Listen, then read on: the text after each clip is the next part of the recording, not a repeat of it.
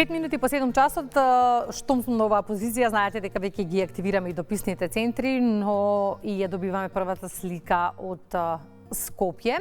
Кога станува збор за првата слика од Скопје, решивме да ви покажеме една локација за која што долго се говори изминатиот период, на која што долго алармира и Центарот за управување со кризи од аспект на безбедноста. Станува збор за надвозникот во Визбегово. Мартин е таму заедно со чином Стојанче Ангелов од Центарот за управување со кризи. Мартин, она што сакам да те прашам, изминативе денови стигна информација дека таму пукна водоводна цевка, па од ЦУК пристигна исто така инфо дека санирана е штетата, но кога станува збор за безбедноста на оваа локација, се алармира долго. Многу често се префрла вината помеѓу локалните власти во чија надлежност е санирањето на мостот, но граѓаните се чувствуваат небезбедни и натаму. Кои се последните информации? Имаме ли некаква најава за санирање на надвозникот? Така, Кристина, како што најавивте, добро утро пред се. Утрово екипата на Македонија наутро се наоѓа на лице место на надвозникот овде во Визбегово. Наш соговорник е директорот на Центарот за управување со кризи, Стојанче Ангелов, од кој ќе побараме и одговор всушност во каква состојба е мостот. Директоре, најнапред добре дојдовте во нашата емисија. Кога се подготвував за разговорот со вас, најдов на информација дека за овој мост сте алармирали уште во 2022 година. Од тогаш до денес поминаат 3 години, но гледаме дека ситуацијата е се уште иста. Во каква состојба се наоѓа овде надвозникот во Визбегово?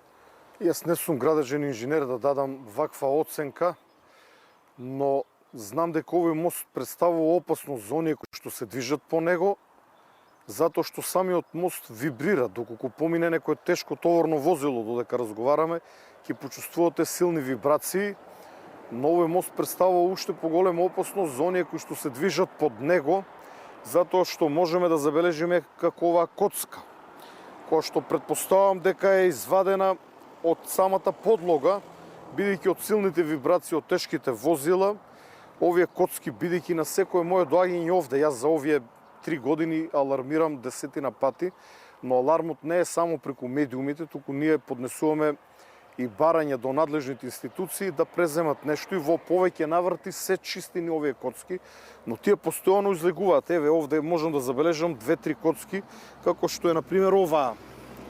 Ја гледате овде. Доколку оваа коцка падне врз возило кое што се движи под мостот, неколку килограми може да убие човек, може некого да извади од памет, кој додека го управува своето возило, па тој истиот со неговото возило да удри во возило кое што доаѓа од другата страна, кој ќе го завршиме овој краток разговор, ќе ги сам отстрнам овие неколку коцки. Ние пуштивме барање до надлежните институции.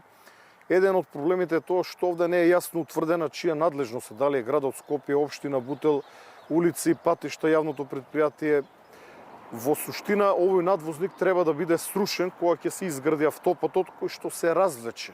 Изградбата на автопатот, и како што претпоставував, се развлече повеќе години, но се додека постои, тој представува опасност затоа што не само овие коцки, пред неколку дена на бројот 112 добивме повик од неколку граѓани. Да прашам дека имало штетување, но исто така имало пукната цевка.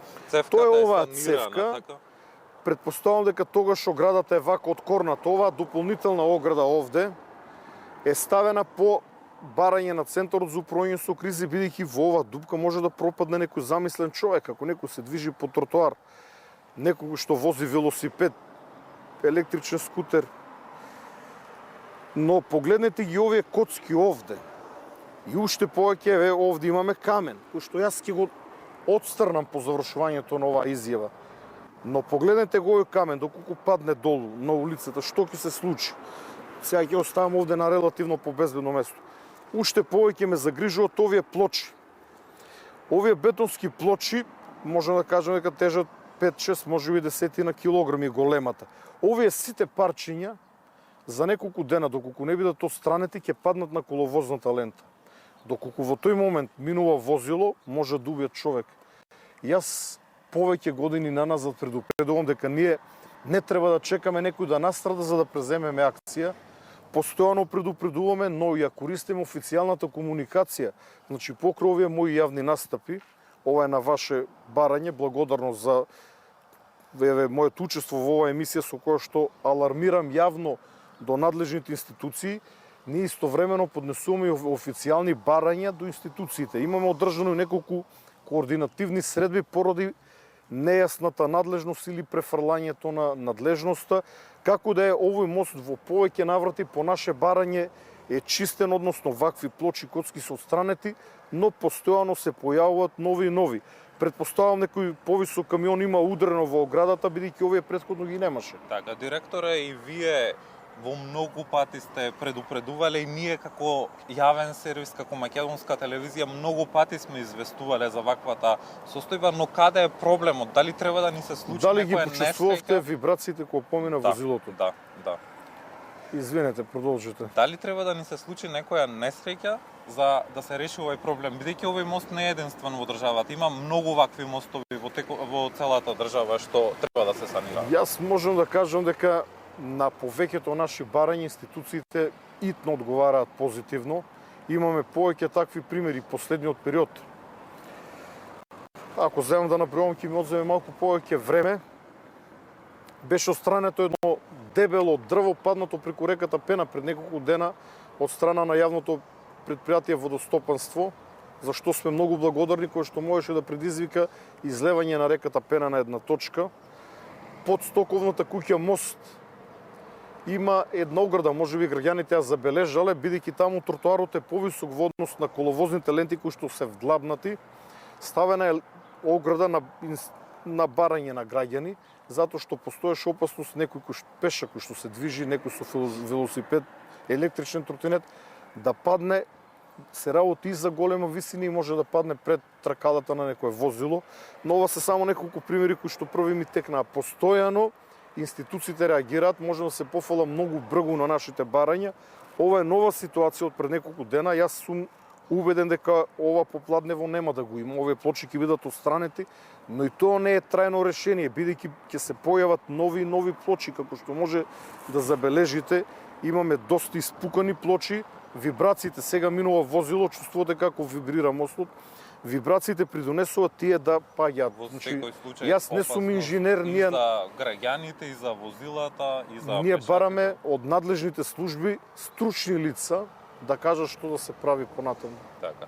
Господин Ангелов, ви благодарам ова утро што бевте дел од Македонија наутро. Се надевам дека надлежните институции ќе ги слушнат нашите апели, дека во најскоро време ќе се реагира и дека нема да биде оставена вака ова, затоа што стварно представува опасност за сите нас.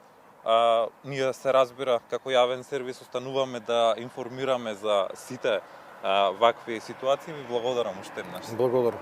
Кристина, разговаравме со Стојан Ангелов, директор на Центарот за управување со кризи, инаку и ние, како што може да забележиме, навистина се чувствуваат тие вибрации, навистина постои опасност за граѓаните да бидат повредени и никој да настрада доколку овој проблем не се санира.